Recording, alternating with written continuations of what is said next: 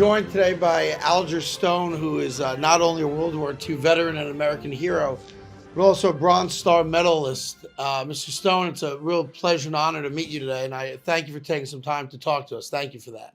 Well, thank you for asking me. It's an honor to be here. Thanks. So I want to tell your story. The purpose of doing this is that stories of your generation aren't forgotten, because they're stories that my kids need to hear. So if we can start at the beginning. You're originally from Chicago, yeah? That's correct, yes. And what year were you born in? 1924. 1924. So I'm going to fast forward a little bit here. So December 7th, 1941, where are you when you find out that Pearl Harbor's happening and we're under attack? We were having lunch, and the next door neighbor came over and rapped on the door and said, turn your radio on real quick. There's news about an attack on Pearl Harbor. Do you remember how you immediately reacted to that when you and your friends found out what was happening? Because you were too young to enlist right away in 41, right? Or you were close, though. I probably said, oh, gee. Right. Or something dramatic like that, you know. I don't remember, though. Okay. So you turn 18 and you enlisted, correct? And walk me through that process of deciding or telling your family that you were going to enlist in the Army. Well, I was in college at the time. And in the ROTC, I decided to enlist in the Reserve Corps. Okay. I didn't last very long as a reserve. They called my entire school, ROTC, was called into active duty. That was in April. Okay. And how soon after that did you find yourself on a plane or a boat going over to another country? Quite a while. I went from there to the University of Pittsburgh in the Army Specialized Training Program. It was a college program. I went there for a year and a half, and they closed that program down at Pittsburgh. And I went from there to a camp in down south. And they then enlisted me in a new ROTC or ASTP unit at the University of Pittsburgh. Right. And I wonder, when you think back to that time, do you remember waiting almost, knowing that a call's going to come in and your unit or your group of fellow ROTC members at some point are going to get the phone call that you're going into World War II? We didn't have much notice on that. That was all of a sudden.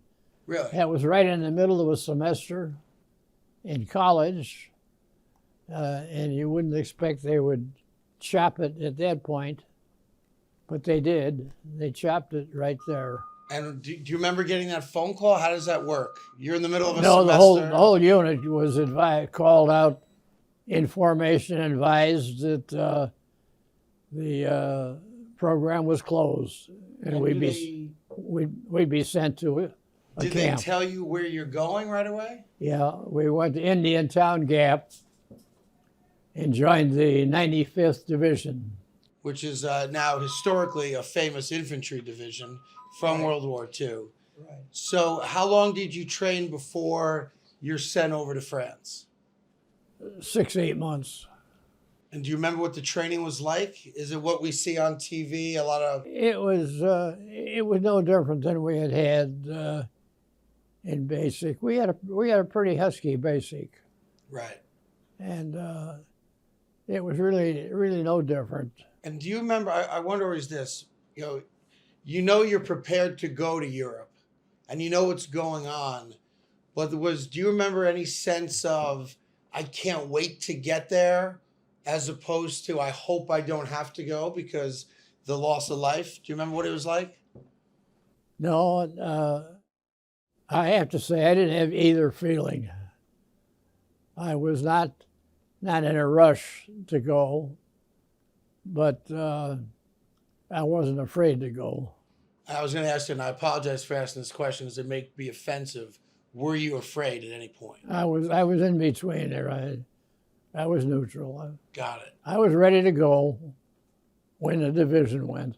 So you go to France. Do you remember the first couple days or weeks of being in France and what that was like? Well, I remember an interesting event going to France. We went from Indiantown Gap, Pennsylvania. We went to New York to ship out. We got on the luxury liner, and I can't remember the name of it now, but it was the first cruise for this liner. It was a luxury liner. It was built, and we were on the first shipment. So the very first time this boat sails, First time this it's boat taking sailed. you guys over to France for World War II. You know, how much Okay. nicer could it get? But the only thing wrong with that was the crowd. My platoon was assigned to the lower deck. The lower deck is 100 ladder steps below the bottom deck. Okay. In other words, it's down here. You guys are in the basement of the boat. No fresh air. You're not on the deck. You guys are in the bottom. We were down here, Got it. and that was not a comfortable position to be in when you think when a torpedo come in. You know, Sure. that's all. Right. But we did have a torpedo warning, a submarine warning, which created quite a bit of havoc. I can only imagine what that's like. But nothing occurred. We got over safely. So when you get there, how quickly are you guys dispatched into what is potential battle against the Germans? Is it immediate? No, it was not. We landed, and I don't remember where we stationed, except I do know that it was a cow pasture, and we shared the field with a herd of cows. Okay. That must have smelled terrific. That was quite interesting, yeah. Did you remember being taken by the landscape as a kid from Chicago, now all of a sudden in the middle of what amounts to a farm in France surrounded by cows? Yeah, I do. I think I was, now that you mention it, I was probably as much interested in seeing it as I was being afraid of being there. Sure. How soon were you in combat? We were in combat within about 2 weeks after that. We were in the field for a month, Okay. and then we moved, and we hit combat about 2 weeks. That move took about 2 weeks.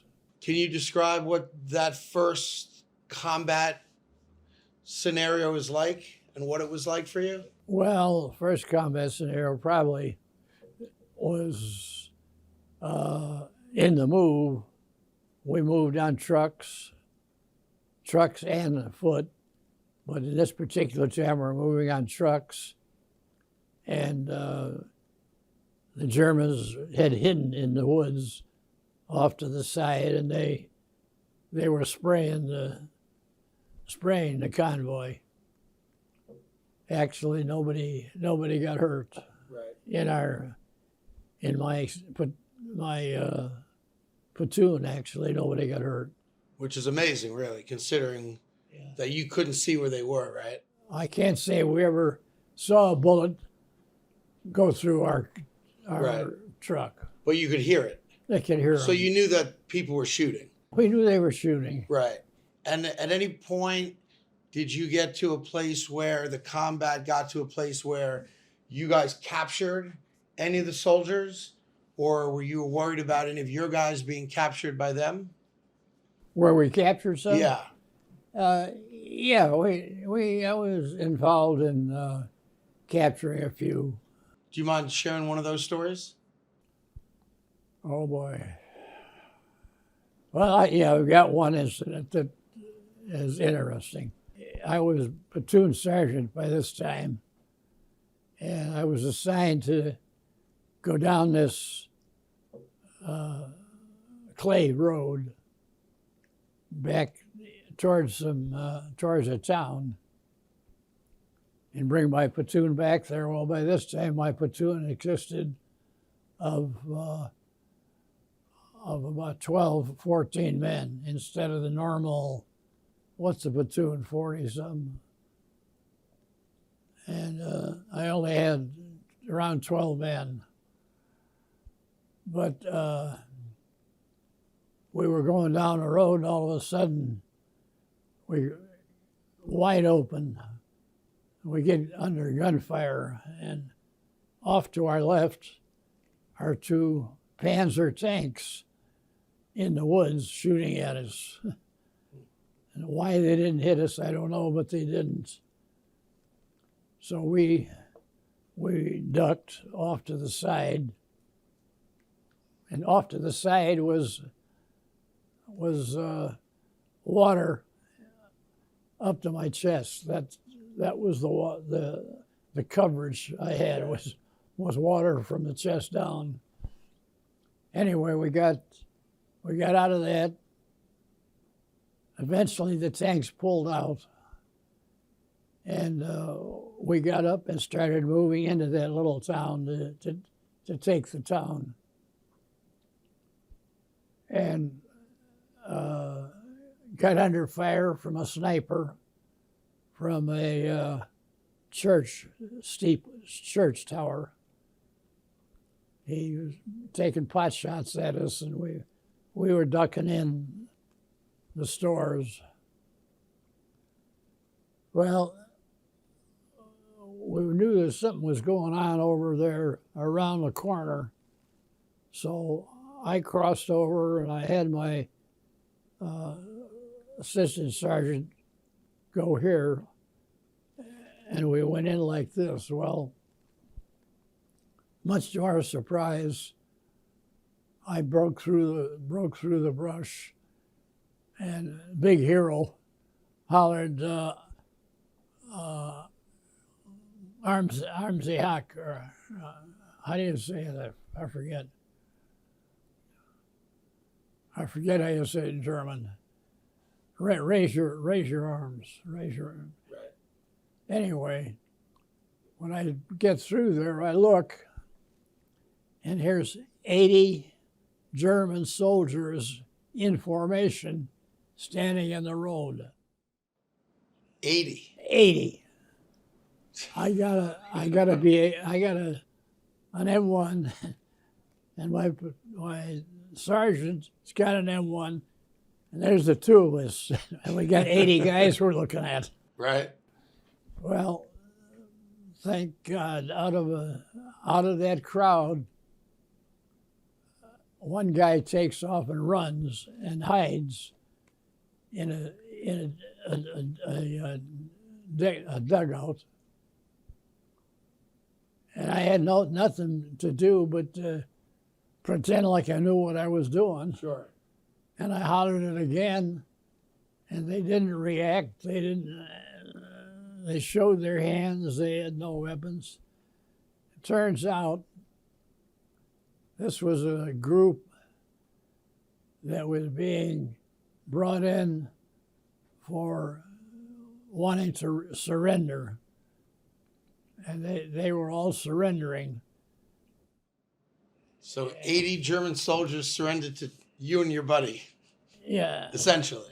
Yeah, and this sergeant was taking them in. Right. To get rid of them. And so Don and I, big heroes, we captured 80 German soldiers. Hey, it counts. It counts, right?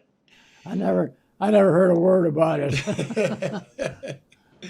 Well, I'm sure there's some nights where you had some drinks where you probably had a couple good laughs about that. Oh night, yeah, we kicked that one around quite a I'm sure. few times. If there's a story I was told about your experience there, where you found yourself in a ditch or a foxhole with a German soldier. Oh yeah, that was at the Adolf Hitler Bridge, Okay. which was one of the famous bridges across the Rhine. The intent was to attack the bridge at daybreak. So we moved in there at dark along a road on this side of the river. And there were foxholes there where GIs had been in there guarding the bridge, guarding this end of the bridge. So as I'm getting in my foxhole, the lieutenant from somewhere comes along with a German first sergeant. Well, you have to understand the first sergeant in Germany is a pretty rough character. Okay. And he says, I want you to take this guy in your hole with you and keep him overnight because we're going to question him in the morning. Okay. Well, this was about 11 o'clock at night. So I get in the hole with this guy. And is it just you and him? Just the two of us. It's a hole the size of this table, maybe. Okay. And we get in there, and he gets settled there, and I get settled here. And I get my gun like this. Right. With the nozzle on his throat. So all I had to do was this if he moved. Got it. Well, that went on until daybreak. We sat there like that. So 11 o'clock at night, it's you and a German soldier who you know is a tough guy. Yeah. And you're sitting in this little hole, just the two of you, nobody else. Nobody else. And your job is make sure he's alive in the morning. Make sure he's alive. We want to question him. But if you fall asleep, you're in trouble. If you get into a fight, you're in trouble. I had other thoughts of how to deliver them, but they had specifically said alive. Got it. So you sat there for 7, 8, 9 hours, man to man, eye to eye, gun against his throat. He's waiting for you to blink, and you're hoping he falls asleep. That was a long night. I bet. Could he speak English? Was there any communication? Oh, he could speak English. Did you talk to him? No. Nothing. No, I didn't talk to him. Like that in and of itself is amazing. So anyway, it got to be dawn, started to break, and just as it really broke, the Germans blew the bridge. All right, so let me stop you there. So the next morning, after guarding this German soldier, next morning, your platoon is now going to go across the bridge. Yeah. And how far or how close did you get to the bridge before the thing blew up? I never got out of the hole before they blew it. Really? So an hour later, you're in a bad place. No, we were really had nothing happen. They blew the bridge, and that was it. There was nothing we could do. You actually got very lucky. Oh, I tell you, there's a picture in the book there somewhere of the Adolf Hitler Bridge, and the span was one of these that had the span like that across the top. Right. If we'd have been on that thing, we'd have been dust. You wouldn't be sitting here today. We'd have been dust. That's for sure. So I'm going to back up because that story happened after this very well-known battle, the Battle of Metz, which is a key battle in the Allied forces taking of France back from Germany. And this was a General Patton, I believe, ordered that battle. Right. Did you ever get to meet him? Was that a thing? To meet him? No. Did I see him? Yes. In what capacity did you see him? Well, we were guarding another bridge, a little footbridge, somewhere in Germany, and I forget now where. But anyway, it was one of these deals where the Germans were like that side of this room, and we were this side of the room. And every so often, they'd take a pot shot at us, and we'd take a pot shot at them, but nobody ever got hurt. Okay. So we get a message to shave, which we weren't doing because we'd been up for 3 days, and you know we're not bothered to shave when you're on a bridge. Sure. Foot, with the Germans watching you. Got word that General Patton was going to come down and review our troops. Well, the next morning, a Jeep comes whizzing by in back of us, and there's the general. That was it. That was it? So you had to get dressed and you had to shave and look pretty, and he just drove right past you guys? That was it. Was he kind of like a rock star amongst the guys? Oh yeah. He was? Oh yeah. Yeah, he was something. Right. But I tell you, he, you know, he had the title of 100 men or one tank, because he was a tank man, and he favored the tank division. Got it. And I don't believe that story was correct, but it was sort of the way people looked at him and the way they thought of him was that he'd rather lose 100 men than lose one tank. Really? That was more important. So let me fast forward with you here. You guys, you win the Battle of Metz. The Allied forces win the Battle of Metz. You know, Germany, their troops are starting to retreat. The war is changing. You know, it's a couple months after D-Day, so things are now starting to go in our favor. And one of the things that the 95th Infantry Division is known for is coming across what amounts to a concentration camp or POW camp. I don't know that story. So did you ever have any experience liberating POWs or anything like that? Quite a bit. In the last month of the war, my little platoon, which by this time, you know, I'm platoon sergeant, and I've got 5 men. This is my platoon. That's it? Yeah. We probably liberated 3 or 4 small prison camps as we were moving. If you don't mind sharing, when you come across a POW camp, and I imagine the conditions were not good, and you meet these soldiers or other men who are in a bad way, in a bad shape, I imagine that stays with you.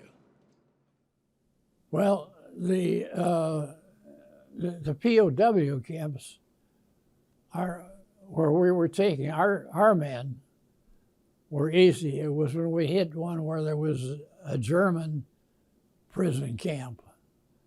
They were tough to handle. They didn't want to surrender, and we had to convince them that they should. German soldiers were told by Hitler, "You're not allowed to surrender." That was kind of the thing, right? Apparently so, yeah. So were there guys that you didn't convince that you had to do other things with? No, we finally got them to go on. This was in the late stages of the war. Sure. It was pretty obvious what was going to happen. Right. So I think they were half surrendered before we even got to them. When you got to the POW camps of American soldiers or Allied soldiers, and you guys first get there, do you remember their reaction to you guys being there? Yeah, Well, their reactions weren't the big cheering that you might think. These guys were pretty run down. They were sick. They were discouraged. They figured it was over for them. It was not a hilarious Sure. stuff. They weren't that kind of mood. They were just happy to get out of there. And what was your last day in Europe? Do you remember before you came back home? Like, does somebody come and tell you you're going home tomorrow? Do they say, hey, you got a month to go, a week to go? Yeah, we were out in a field somewhere. I don't remember where it was. It was in Germany. When the lieutenant came and told me to advise my platoon, but my platoon, I think I had 9 men at that time, advised them that the war was over. We were going to be heading home, and they got pretty excited. Did you take the same boat back home? No, unfortunately we didn't. We took an oil tanker back home. Not the same luxury. No, Right. they made up for it when they brought us back home. Where did you come back to? Was it New York? Was it a different port? No, we came back to Boston. And We were supposed to come back to New York, but a hurricane hit the Atlantic when we were in the middle of it, wow. and we had to detour. So instead of coming straight from Europe to New York, which was the plan, we went from Europe to halfway up to Alaska area, Yeah. and then around like that to avoid the hurricane. Throughout So your it stretched us out to 10 days. was there a point when you were in combat in Europe where you got hurt, where you were wounded? Yeah, I got wounded. I don't even like to tell this. We were when we first got to outside of Metz. We were on the attack for Metz in a little town called Gravelotte, and we had been stopped outside of town by the fire across these roads. We couldn't get across these roads in the trucks. So we got out of the trucks and ran across the bare spots to get across as fast as we could into town. We got into town safely. And then we were, my platoon was put along the edge of the town across an open field, which was probably 3/4 of a mile wide, and the fortress of Metz was right in front of us. So we were right in front of the fortress. So I was leading, and I had the first house down here, and my platoon scattered out the eight men or whatever it was. Each took a house, and I went up to the second floor and would peek out because the second platoon had, in the meantime, come by, gone on through us, and they were out in front of us, probably 200 yards, pinned down in the field in holes. Oh, one of my good friends was in that platoon, and I had peeked like this and seen him going out, and I peeked like this, and then I looked, and here's Johnson laying in a hole, not a hole, shallow like this, with a candy, eating the candy bar on it, laying on his back eating a candy bar. Rifle fire, machine gun fire all over him. I cracked up, and dummy, I stood out in front of the window instead of peeking out. I stood in front of it, and that was all I needed. They put 3 mortars in the roof of that building immediately with me standing there. Fortunately, all I got one hit the edge of the window, and I got a small piece of shrapnel in my hand. And that was the extent of it. Did that house collapse? No, just mortars, just mortar shells. They just hit the roof. And, What did you do when those, after you recognized you're hurt? I ran over to where the ladder was, down to the first floor, and avoided the ladder and jumped down to the first floor. Right. And how bad was your hand? It wasn't that bad. No. But it was one of those $1 million wounds. They took me to a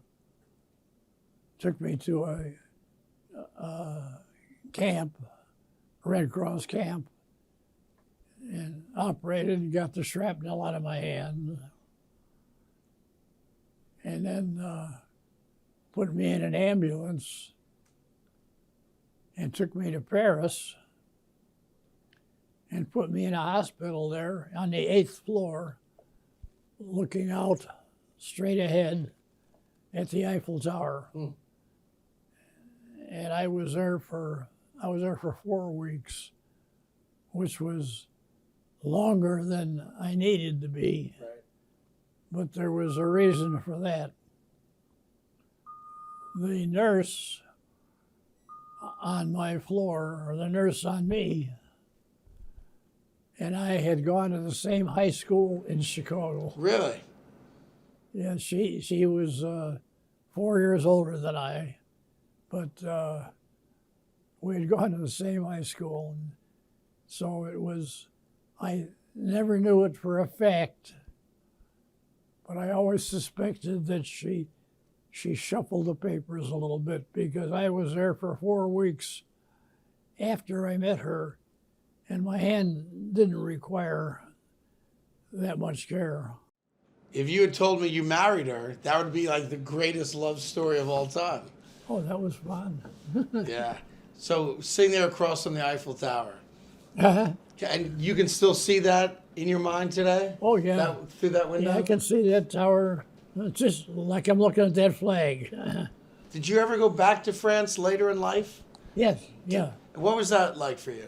That was interesting. I went back to that area where the hospital was and drove around in that area there, and the Eiffel Tower. It was quite interesting. I was with my wife and 2 other couples, so it was very nice. I apologize for asking this because I'm sure it's a tough topic. I imagine that in your experience, you had to deal with losing friends, fellow soldiers who lost their lives on the same, pitch of dirt that you were on. And I appreciate that's not something people like to talk about, but when you reminisce about those moments, in the moment, how do you reconcile that type of loss where you were very fortunate, you survived this mortar attack on a house, the bridge blows up before you're on it, and yet other men, lost their lives. And I wonder how you guys get through that in the moment. How do you process that? I honestly don't know. I know that each one registered, and the thing is, you wouldn't find out about it at the moment. It'd be later on that you'd find out about it, because I never had the guy standing next to me get hit. Right. it was somebody over there or over there or over there. So you didn't realize it at the moment it took place. You didn't realize it.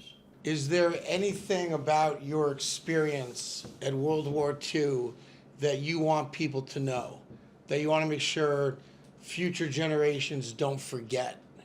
Well, you know what? It's something that it's an experience that if you don't have to have it, you don't need it.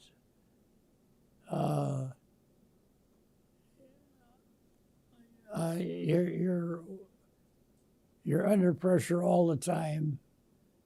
I have to say you're not scared all the time, but you are under pressure, and you just are never ending, hoping that it'll end. Let me walk through a couple things here in your scrapbook.